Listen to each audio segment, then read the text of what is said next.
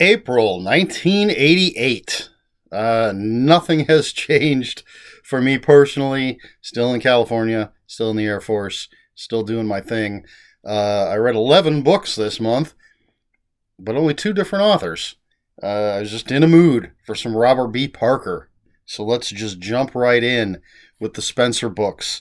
If you recall, if you watched last week's video, I read the first three Spencer books at the end of March 1988. And so in April, we're right there with book number 4, which is Promised Land. There you go. All these covers are going to look very familiar, although I only have a few of these. In Promised Land, Spencer's hired to find a missing wife by a guy who's involved in this real estate thing with the mob. Moving my books around. And so, he's got to deal with all that.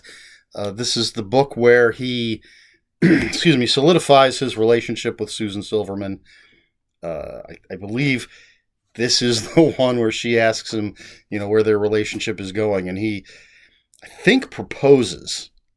I think he goes further than just asking her to move in and proposes. She's like, no, I just want to know that we're, a couple.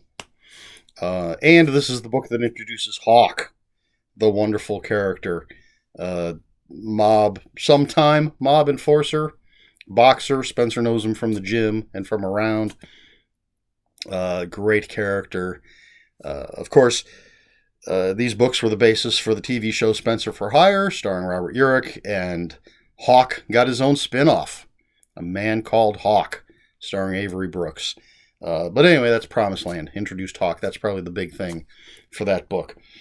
Next up, we have the Judas Goat. There you go. See, these all look familiar. I love these covers. In the Judas Goat, got to look at my notes real quick. Spencer and Hawk are in London because Spencer's been hired by a guy whose wife and kids were blown up in a bombing by some terrorists. And he wants Spencer to hunt them down. Doesn't care if Spencer kills them. All the better. So Spencer and Hawk go to London to find these terrorists. Next up, Looking for Rachel Wallace, which is one I've talked about before on one of these videos. Rachel Wallace is a feminist icon, author, speaker. Spencer's hired as bodyguard. She thinks he's kind of a Neanderthal and fires him, and then she ends up getting kidnapped, and Spencer has to find her, which possibly a problematic storyline nowadays, but it's a Spencer book, so it's well written. It's got great characters. It's a great story. After that, we have Early Autumn, right there. This is the first Spencer book I ever read. This is my favorite Spencer book. It isn't really a mystery. I believe I've talked about this before. Spencer's hired by a woman. I believe the woman hires him to protect his kid. She says she and her husband are going through a divorce, or maybe are divorced. She's afraid her husband's going to snatch the kid. And Spencer, let's see, how does it go?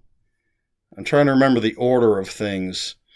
Spencer takes the kid out into the woods, essentially, takes him out away from the city, teaches him how to build a cabin, teaches him to be essentially a man, make his own decisions, because the kid's a real brat at the beginning. And but then the wife comes in and she's like, oh, I decided he could go with his father.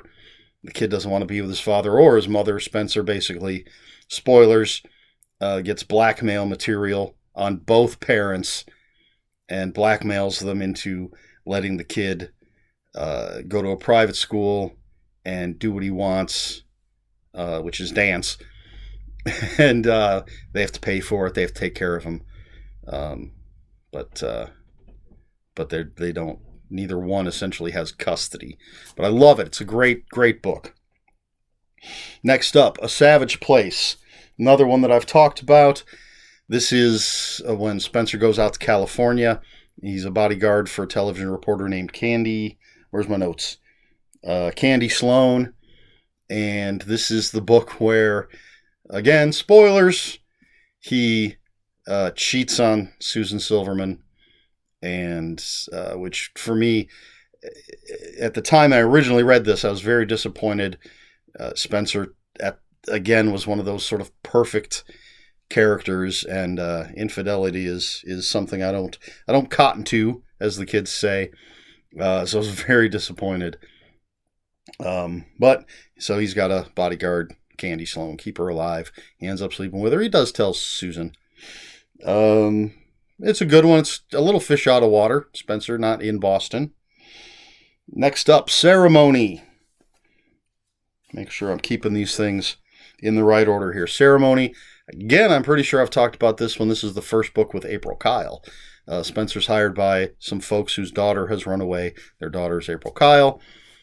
Spencer finds her on the streets. And, I know I've talked about this because I talked about how I absolutely love the ending, the unconventional ending of this story. Let's see. What was that? That was Ceremony. Next, we have The Widening Gyre. I've got a copy of that one. And this one, Spencer is hired by a senator who's being blackmailed because his wife did a sex film. And Spencer, has to get him out of trouble. Next, Valediction. If that's how you say it, that's this one. I hate this little thing on the cover, but there you go. Not quite as nice as the other ones. This is the one where Susan graduates from Harvard, takes a job in California, so she leaves Spencer. She needs to be her own woman. Spencer goes into a funk. He's hired to save a young woman, I believe, from a religious group that's kidnapped her, I think. And he's sort of not actively pursuing death, but not avoiding it. So he's taking crazy chances because Susan's gone. Next, we have a Catskill Eagle. And this one, Susan's been out in California. Spencer gets a call from Hawk, maybe? Hawk's out in California. He's in jail. Spencer's got to bail him out. Turns out Susan's in trouble. She didn't want to bother Spencer, so she called Hawk. Hawk ended up in jail. Now Hawk and Spencer have to save Susan because the guy she's been seeing is up to no good and sort of holding her against her will. And Spencer and Hawk have to save her, and they reconcile. Spencer and Susan reconcile. Spencer and Hawk haven't had a falling out. And then finally, for the Robert B. Parker books, did I even mention these are all by Robert B. Parker? Taming a Seahorse. This is the second book with April Kyle. All right, I guess I'm just going to have to spoil the ending of the first one with April Kyle. At the end of Ceremony, April Kyle, her parents are shit. She has told Spencer essentially she's going to go back to being a hooker on the streets if he takes her home. So he actually takes her to a high-class madam. I think I had this same problem the first time I talked about these books. I don't know if that's the proper term anymore. But a woman who runs an escort service. And but she's disappeared from that escort service in this book, Taming a Seahorse. So the woman hires Spencer to find April Kyle again, and there's murder and mystery, and it's another really good one. I mean, I love all of these books. They're fantastic.